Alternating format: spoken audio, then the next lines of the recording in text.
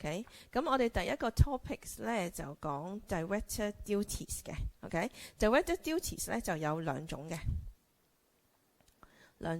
OK， 第一種咧就係叫做fiduciary duties 呢個 OK。第二種咧就係叫做the duty of care and skills and diligence 嘅，咁兩種啦。咁咩叫fiduciary duties 咧？咁我哋就有 A 去到D 咧，就可以解釋俾你聽嘅。咁咧就第一個咧就係 act in good faith and interest。第二個咧就係你要 exercise your power in the properly 啦，即係唔好有即係 exercise your power。如果你 misuse your power or 你using your power to gain advantage 係唔啱嘅。咁avoid the conflicts 呢個好容易出現嘅，因為有 personal interest 又有 interest of company。咁我要 avoid 呢個 conflict of interest 啦。係咪？咁 not to make secret profit 應該即係我哋廣東話嘅秘撈啦，即係唔可以用公司嘅嘢去秘撈啦咁樣。咁我會同你 go through 晒所有嘅 rules 啦 ，and then 我哋會有 example 咧，係點樣 apply 呢啲 principles 嘅。我哋有 general principle 有11個嘅 ，total 有11個。咁我會同你 go through 嘅 ，OK。咁 company ordinance 咧 codify 個 director duties and care，and then for 第二個 category 啦，咁佢就跟CO 嘅 company ordinance 嘅，咁佢就要決定個 director 咧佢有冇 breach 佢 duty 啦。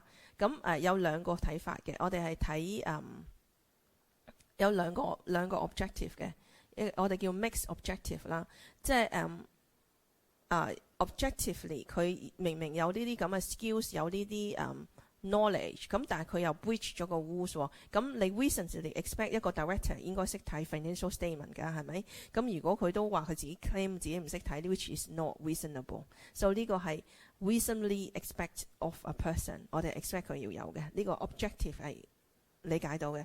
另一種就 subjective 咧，你覺得呢個 director 例如可能好 high end 嘅 director， 佢應該知道晒所有公司嘅所有嘅秘密㗎嘛，即係例如 chairman 咁啊。咁佢咧就應該即係 subjective 你都 consider 佢應該除咗 general skill， 佢應該知道所有其他嘢嘅。咁所有呢啲 standard 都 apply to 個 shadow director as well。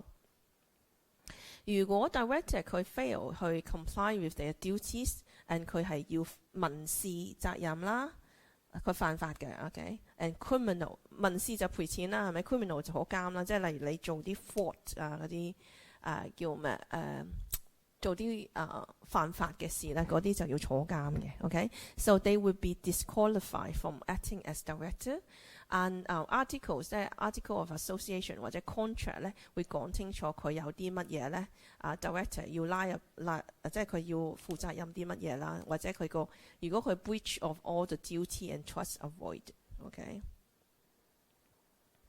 即係即係要睇個 articles 或者啲 contract 會講到明㗎啦。OK，so exclude the director's liability for certain things as well。應該要即係 refer to 個 article of association。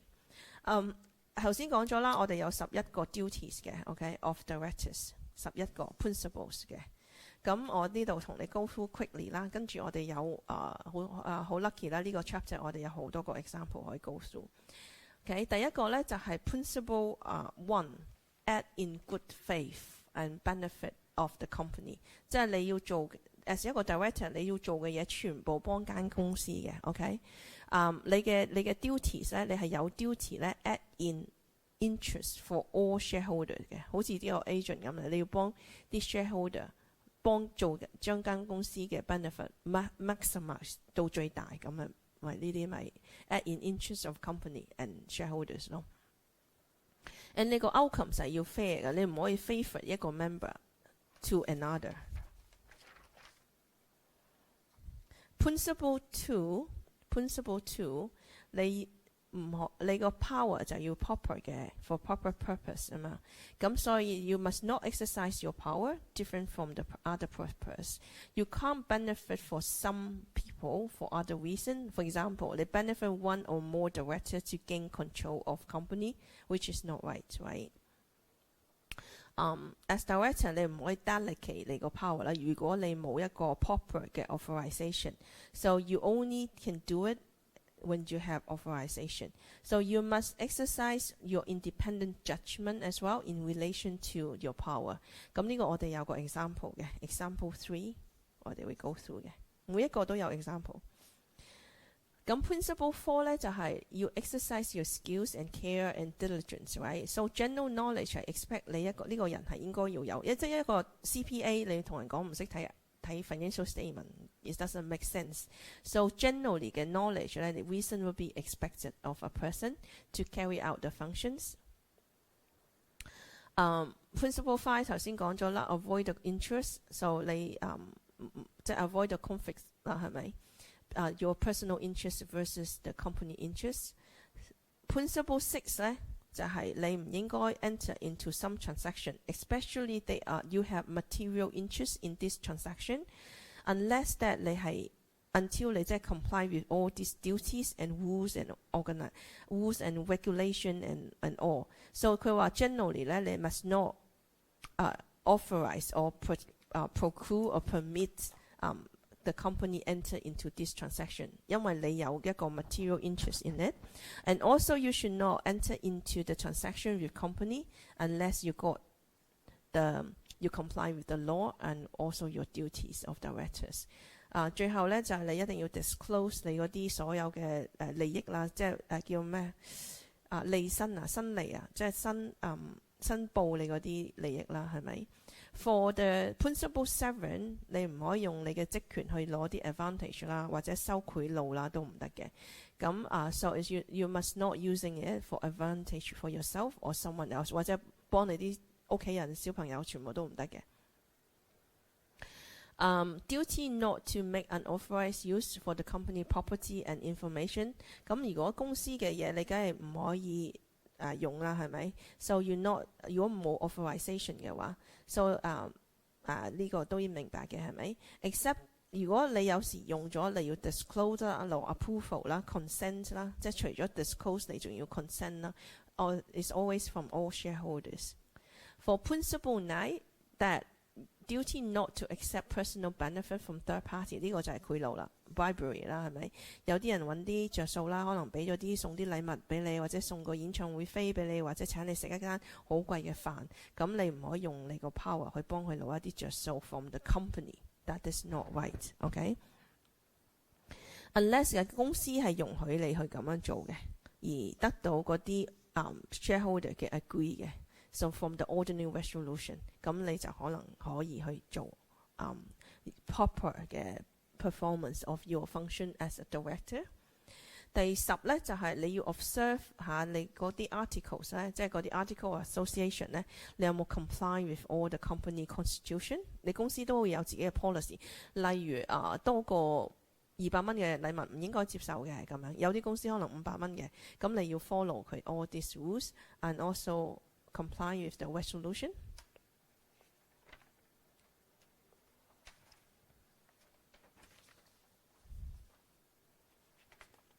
咁第11咧就係個 duty to keep accounting record， 呢個好容易明啦，即係 as 一個我哋有個 example 嘅，不過唔喺呢個 chapter 裏面，係另外一個 chapter。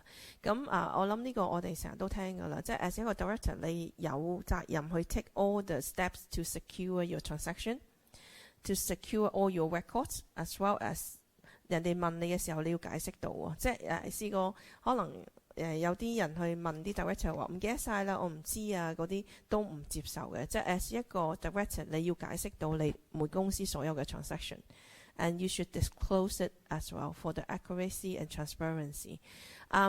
你都要防止你 breach 咗啲fraudulent 嘅 trading provision 嘅，如果有嘅話，所以你要 make sure that you as director must not allow the company incur further credit. There's no reasonable prospect of avoiding insolvency。即係話咧除咗啲 fraudulent 嘅 trading 嘅啦，你如果明知係嗰啲假嘅 fraudulent 嗰啲咧 fraud 嚟嘅，咁你應該要 avoid 佢啦。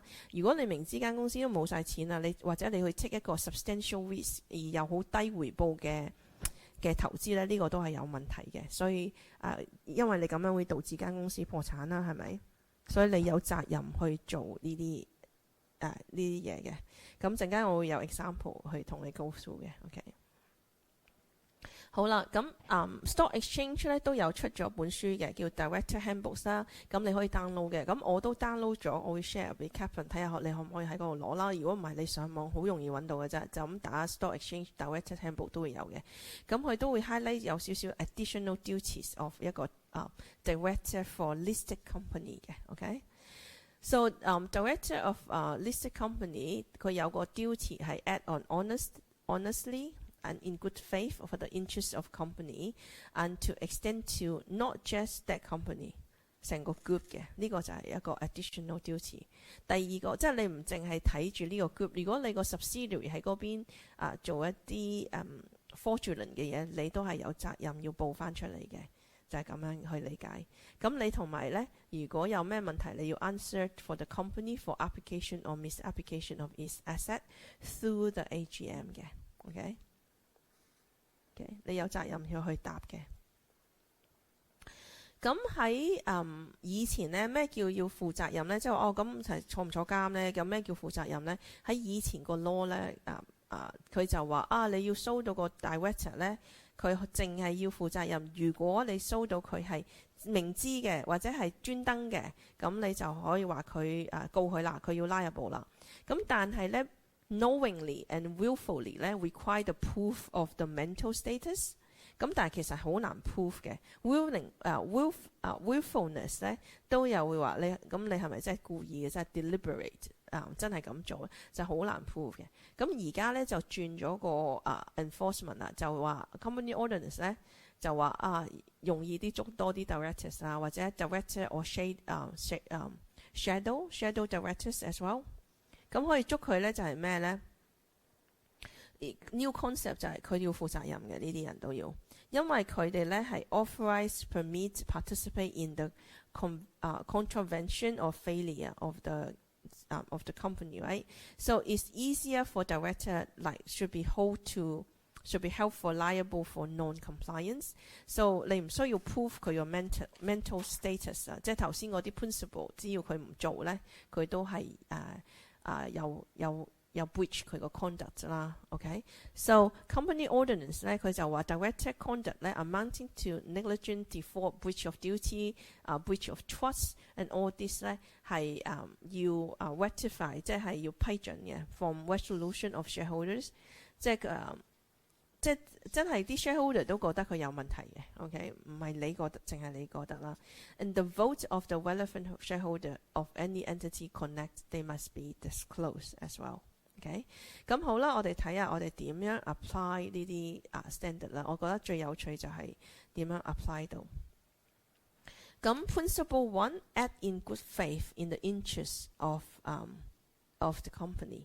咁第一個咧就係有個原告啦，原告即係告人嗰個啦，咁就係個 shareholder 啦。咁佢告邊個咧？告個 director， 因為個 director 咧就派咗啲 dividends 嘅，咁佢就話佢係 wrongfully distribute 嘅，因為咧佢冇攞過 approval 嘅 ，never consider or approved by board of directors，not even board of directors。就算你攞到即係你就算攞到 board of directors approval 咧都唔夠嘅。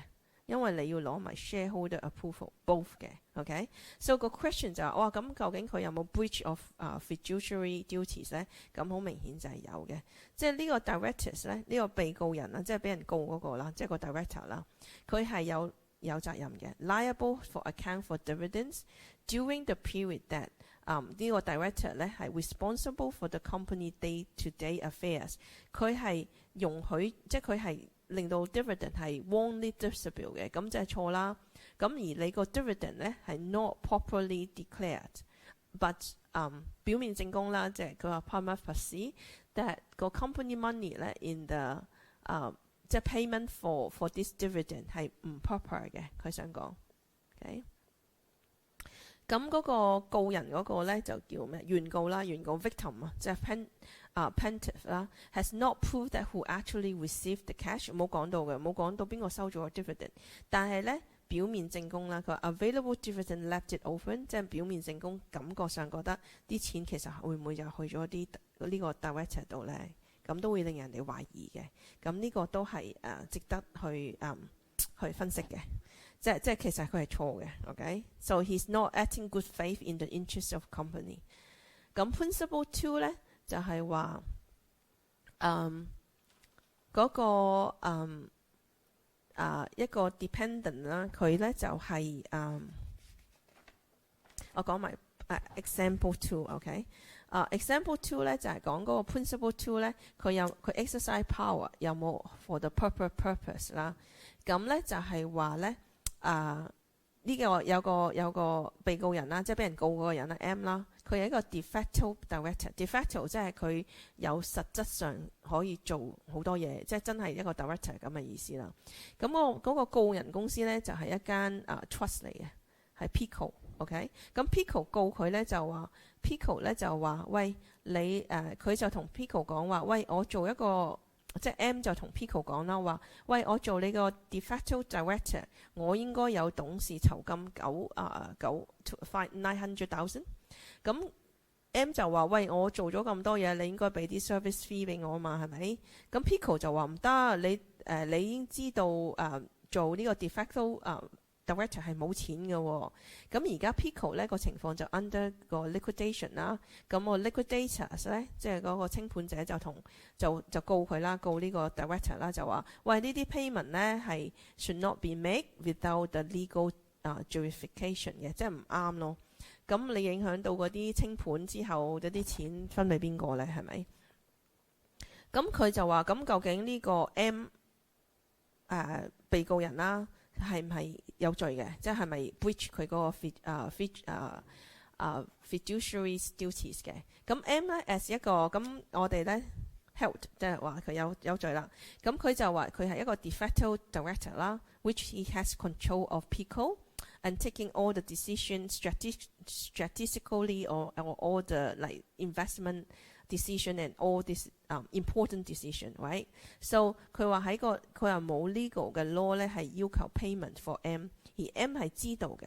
咁 given that 佢係 breach 咗佢嘅 duty 啦，因為 de facto director 咧佢咧就用咗 enriching himself， 即係benefit himself，which is at the company expense， 即係用公司嘅錢去俾佢自己啦，即係 which is not right。So the money was not paid for Pico's benefit。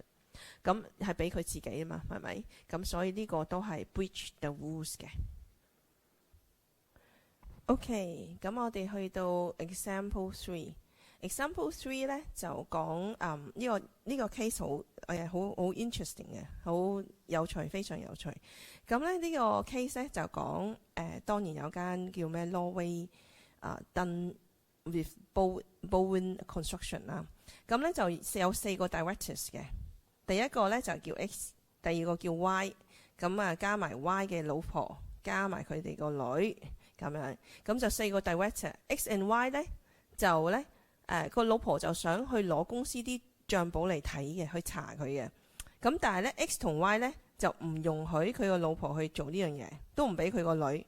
咁咧佢就 deny 佢個 access to the company's books。So for Y's wife， 佢就嬲啦，咁梗係上庭啦，咁就話喂點解你唔俾我去 check 啲 documents 啊？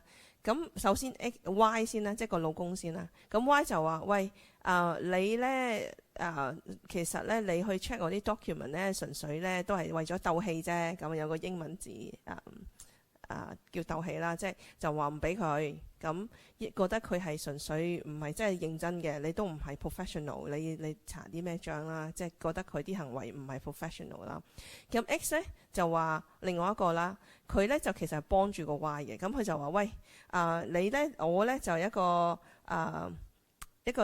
technician 嚟嘅啫，即係一個打雜嘅啫。咁我雖然做 director 咧，我其實係打雜咧幫間公司嘅 regulation 嚟嘅，即係 comply with buildings regulation only。咁即係冇乜其他嘅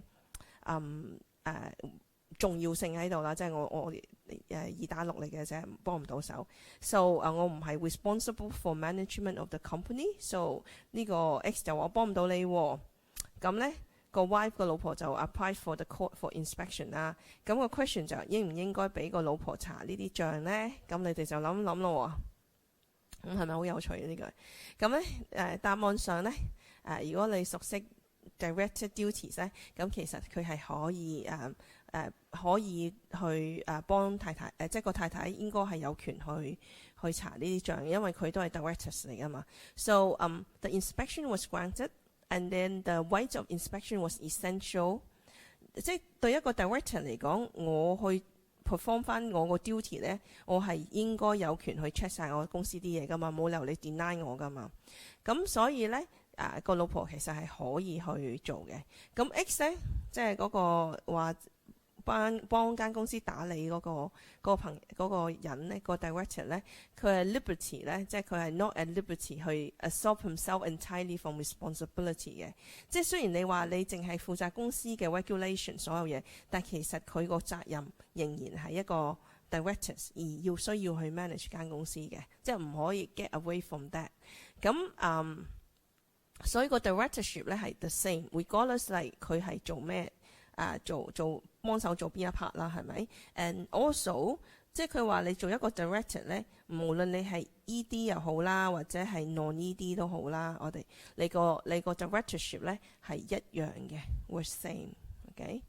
而佢咧，所以佢係需要去幫嗰個satisfy himself 啦，即係幫嗰個 Y 個老婆去攞到 access to the company's record。Therefore 咧，呢個 X 咧唔可以話我攞個 neutral 嘅 role，neutral 即係兩個都唔幫，我又唔幫 Y， 我又唔幫 X， 我唔幫 Y 又唔幫 Y 個老婆同埋佢個女，咁佢唔可以 take 呢個 role。其實佢係有責任嘅 ，as 一個 director，X 係有 obligation 咧去用呢個 power as a director。So enable other directors, which is the wife 嗰個老婆啦，係咪 ？and 個女啦 ，exercise their rights as well. So 佢係 deferring to Y，meaning that 佢係偏幫嗰個 Y 啊，即係佢偏幫嗰個老公啦，係咪？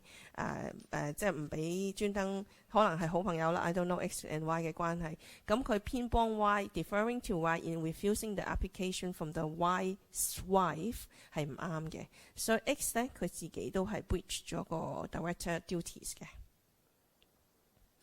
咁第四個 example 咧，呢個都容易理解嘅呢個。第四個 example 咧就係講有3個 ED 啦，有3個 directors。OK， 咁佢咧就幫間公司去 expand the business to mainland China， 但係咁梗係好唔好彩啦。The investment fail and then they have substantial loss， 即係蝕晒啲錢啦。咁究竟佢哋有冇違反呢個fiduciary duties 咧，即係as一個 director， 咁其實係有嘅喎。雖然你話哇，咁投資有升有跌㗎啦，咁我去投資嘅時候咁我就又要咩喎？咁但係咧喺 the financial director 喺 director duties 裏面咧，我哋有講到明咧，你其實要 exercise 一個 reasonable care to carry out your due diligence and your investment and program and all proper appraisal。Whether it's worth to invest or not before making your decision， 咁就呢個就係告佢冇 exercise 咗一個reasonable care 或者一個疏忽啦，叫做即係當然投資有要即係我自己相信你去到 court 咧，你打得入嘅話咧，就要 prove 到呢個 director 係 fail to exercise the reasonable care。 For example， 哇你例如 say China 而家明知都樓市冇咁好啦，咁個都走咗仲去 China 買棟樓翻嚟，跟住起樓賣樓咁樣嘅，咁會即係呢啲最容易去 justify 到佢其實你有冇做晒功課咧 as 一個 director， 你有冇做一個 careful analysis， 你有冇晒所有 document， 有冇 consult 嗰啲專家所有嘢去先去 make 呢個 decision 咧？而你呢個 decision 係 very significant because of that 個 company 係可以 suffer 一個 substantial loss 嘅。咁如果你冇做晒呢啲功課或 due diligence， 就求其去參與一啲投資咧 ，which 係 breach fiduciary duties 嘅。咁呢個都清晰嘅。OK， 咁 example 5咧就係 principle about conflict of interest， 咁就係講咧ACO 啦，一間公司啦，佢就買 goods from firm B， 即係同 B 買嘢啦。咁喺 ACO 裏面有3個 directors 咧，佢 also partners of firm B， 咁即係佢係2間公司嘅阿 head 啦，即係個阿頭啦。咁其實即係2間公司互相有利益關係啦。咁你 A 股可以買向其他公司買㗎嘛？點解要向 Firm B 啫？就因為你哋係有3個 director 喺 A 股度，係咪 ？So at the board meeting 佢都好好嘅，佢有 disclose 到話我哋係買 Firm B 嘅嘢，而我又係佢嘅 partners 啦。咁佢有講嘅。咁但係個 question 就係咁，你覺得夠唔夠咧？係咪？佢有冇 breach 到個fiduciary duties 咧？咁嗰個答案咧，最緊你諗下，一間公司點解要有啲咁多嘅corporate governance 咧？咁梗係保護啲 shareholders 噶嘛。咁你淨係講俾 board of directors 聽，咁用不如嚟當啦，5個 director 有2個其實都係佢啲親戚或者係佢老婆個女咁樣。咁你講俾 director 聽冇乜意思嘅。咁所以咧，其實佢應該講俾 shareholder 聽。So this is a breach of the duty。佢個 approval 係需要個 shareholder 個 approval 先啱嘅。OK，so approval from shareholder should be obtained。咁同埋佢要 disclose 呢個 conflict of interest to the members at the AGM。咁 which 就係個 shareholder 啦 ，and obtain their consent， 兩樣嘢要做嘅。OK， 第一個 disclose 啦，第二個就係 consent 兩個。OK。即係 shareholders 要 disclose 俾 shareholder 聽，跟住要攞到佢嘅個 approval， 你先可以向 A 股向 Firm B 買嘢。OK， 咁example 6咧就係如果你有啲 transaction 咧，你係有機會you have interest or duty not to gain advantage， 即係話你利用你個職位去攞到一啲 advantage 嘅。OK，so principle 5, 6, 7，and 我哋有講過 director duties 咧 ，you should not using your position enter into transaction。and then 去攞到一啲 advantage from because of your position。咁呢個係講咩咧？就有一間公司叫 ITL 啦 ，ITL。咁佢咧就有好多 orders 嘅。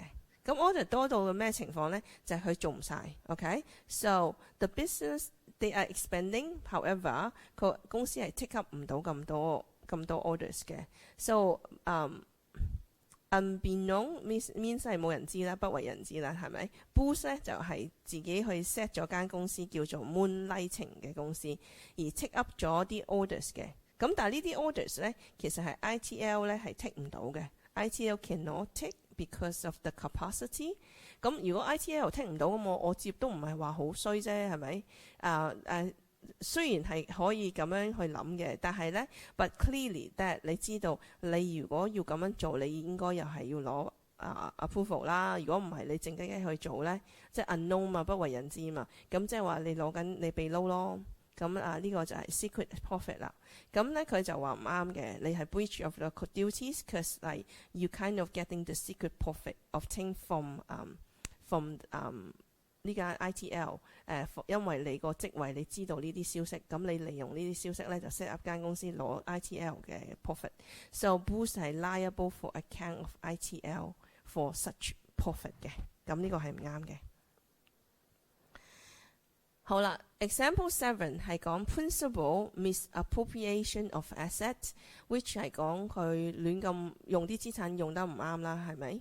咁呢個咧就係一間嗰啲 trust 嚟嘅。OK， 咁嗰個 case 咧就係話有個原告人啦，即係告人嗰間公司啦。So the plaintiff company in liquidation of Pico 咧就要執笠啦。咁但係佢有個前director 叫 D 嘅。咁呢個 D 咧就 breach 咗個 breach 咗嗰個 duty， 告佢話喂，你 breach 你個 duty 喎。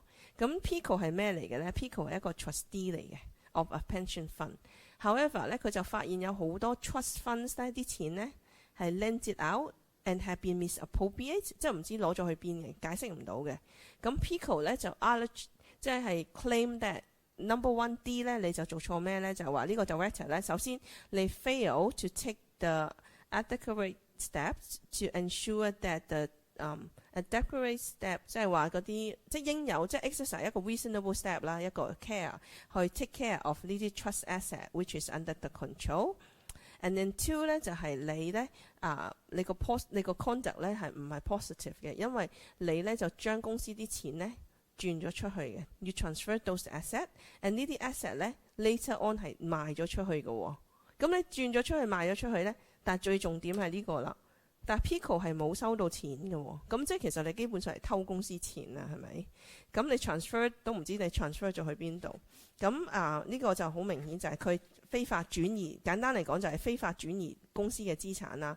咁 very obvious 呢個 D 就應該係犯咗法㗎啦。咁就 breach 佢嗰個 director duties 啦。咁 by giving away the company's asset. Okay, so you breach of fiduciary duties and gave away the company asset, and then also no consideration to this private company， 即係private family company 就係嗰個 Pico 啦，即係嗰啲叫咩 trustee 嗰啲 trust 裡面嗰啲遺產承辦人嗰啲啦。OK， so 佢好明顯咧就係用佢個 power in proper purpose。咁呢度咧就話個法庭咧就判咗一個temporary 嘅，我哋叫 interlocutory decision 嘅 for D to make interim payment。即係據我嘅to my knowledge 咧，就呢啲點解佢要咁樣判咧？我哋叫臨時判決啦。咁唔係話 final 嘅，唔係話佢唔 final， 即係話臨時判決，即係判住先。喂，你而家係咪應該嘔翻啲錢出嚟先？咁就叫 D 賠償咯，即係 ask D to make the compensation。咁至少去令到呢間 Pico 佢有啲錢得着先。Rather 你一判你坐監啦咁樣完咗，咁但反而 Pico 係冇一啲 compensation 嘅。咁如果 D 願意嘔翻晒所有錢出嚟嘅，賠翻好多錢嘅，可能佢個判嗰個罪又可能低啲啦，就應該係所以係咁樣嘅。呢啲係啲 court 嘅 language 嚟嘅。